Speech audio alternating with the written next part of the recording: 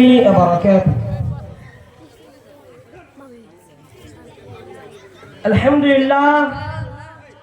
لله رب العالمين، والصلاة والسلام على رسوله الكريم. أما بعد، قال الله تعالى: أعوذ بالله من الشيطان الرجيم، بسم الله الرحمن الرحيم.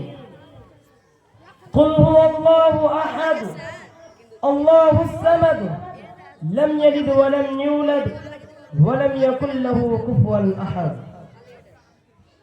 محترم المکرم جناب صدر حقام صاحبن اور میرے سامنے بیٹھے ہوئے اور بھائی اور بہن، آج میں اس سالانہ مسابقہ انجمن میں میرا تقریر کا عنوان ہے: نوجوانوں کو باکردار کیسے بنائیں۔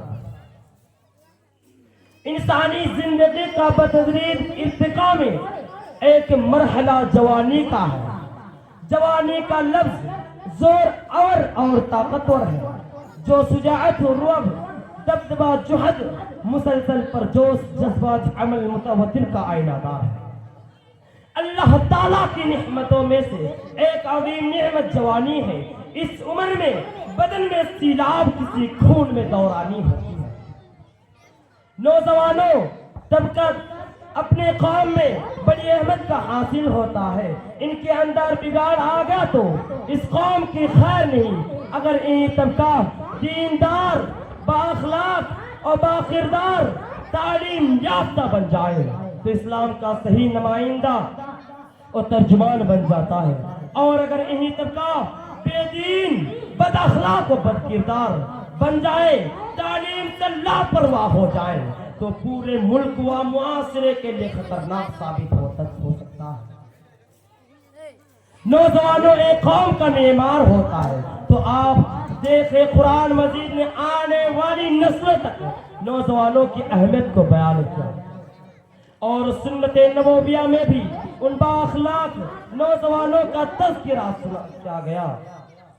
ایمان لانے والے، دین کی حفاظت کرنے والے صالح نوجوانوں کی اہمیت بیان کرتے ہوئے اللہ تعالیٰ نے اصحاب کہف کے بارے میں فرمایا: انہم فتیۃ آمنوا بربہم وزدناہم ھدی۔ اصحاب کہف ایک چند نوجوان اپنے رب پر ایمان لائے اور ہم نے انہیں ہدایت سے نوازا۔ اسی طرح اللہ تبارک و تعالیٰ نے سورۃ الممتحنہ آیت نمبر 4 میں ارشاد فرمایا: قد قالت لکم اسوۃ حسنۃ فی ابراہیم۔ تمہارے لیے ابراہیم علیہ السلام بہترین اسوہ نمونہ ہے۔ وہی ابراہیم علیہ السلام جنہوں نے کفر کے ایوان میں زلزلہ برپا کر دیا تھا اور پورے قوم کھاپڑی تھی۔ قالوا سمعنا فتى يذكرهم يقال ابراہیم، اور قوم نے کہا ہم نے ایک نوجوان کا تذکرہ سنا جسے لوگ ابراہیم علیہ السلام کہتے ہیں۔ حضرت یوسف علیہ السلام ایک نوجوان ہی تھے جن کے حسن و جمال عزیز مصر کی بیوی فریدہ ہو کر صحبت کی دعوت دیتے ہیں۔ حیت لکا جواباً کہا معاذ اللہ۔ ٹھیک اسی طرح نبی صلی اللہ علیہ وسلم بااخلاق نوجوانوں کا تذکرہ کیا گیا۔ رسول اکرم صلی اللہ علیہ وسلم نے بااخلاق و باکردار نوجوانوں کا تذکرہ کرتے ہوئے فرمایا: شاب نشأ فی عبادۃ اللہ۔ عرش الہی کے سائے میں 7 خوش نصیب لوگ ہوں گے جس دن اور کوئی سایہ نہ ہوگا۔ اس خوش نصیبوں میں سے ایک طبقہ جوانوں کا ہوگا جن کی جوانی اللہ کی عبادت میں گزری۔ کاش آج کے نوجوان اللہ کی عبادت کو بندگی کرتے اور اپنے آپ کو اپنے مقام تک لے جانے کی کوشش کرتے۔ ان نوجوانوں کو ضائع برباد ہونے سے بچائیں، ورنہ کب افسوس ملتا رہ جاؤ۔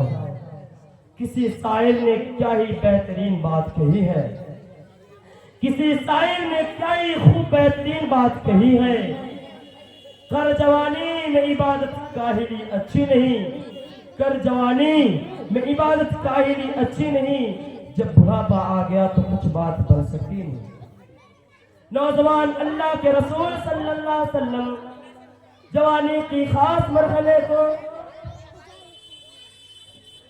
تاریخ اسلام کا مطالعہ کرو، معاصرہ سماج، انقلاب خواہ و مادی ہو یا روحانی یا تعمیری ہو یا تخریبی، اس میں محرک نوجوان ہی رہے۔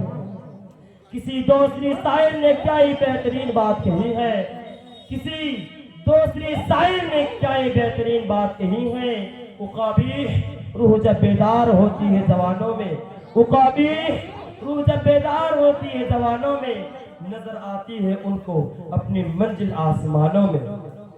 آغاز وہیں سے اسلام قبول کرنے والے سرپرست نوجوان ہی تھے۔ حضرت ابو بکر صدیق رضی اللہ عنہ 37 سال، حضرت عمر فاروق رضی اللہ عنہ 27 سال، حضرت عثمان غنی رضی اللہ عنہ 34 سال، حضرت علی بن ابی طالب رضی اللہ عنہ 10 سال۔ مگر افسوس صدا افسوس، آج ہمارا نوجوان اطاعت الہی، شرعی حدود اور قیود تعلیمات اپنے آپ کو آزاد کر لیا، غیروں کے رنگ میں ڈھل گیا، رب چاہی زندگی کے بجائے من چاہی زندگی کے بسر کرنے لگا۔ آج ہمارا نوجوان عمر کے حساب سے جوانی کی مرحلے میں 20، 22، 25، 30 گھر کے لوگوں سے، ان کے یہاں تعلیم و تربیت کی فقدان، بے روزگار، بے دین، برے ساتھیوں کا انتخاب، فخر آخرت سے اکثر غافل، نوجوانوں بروں میں منافرت دوری، دینی جذبہ سے غافل، بلکہ اپنی زندگی کی اہمیت سے غافل،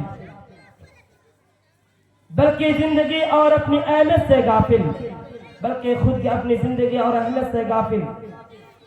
السلام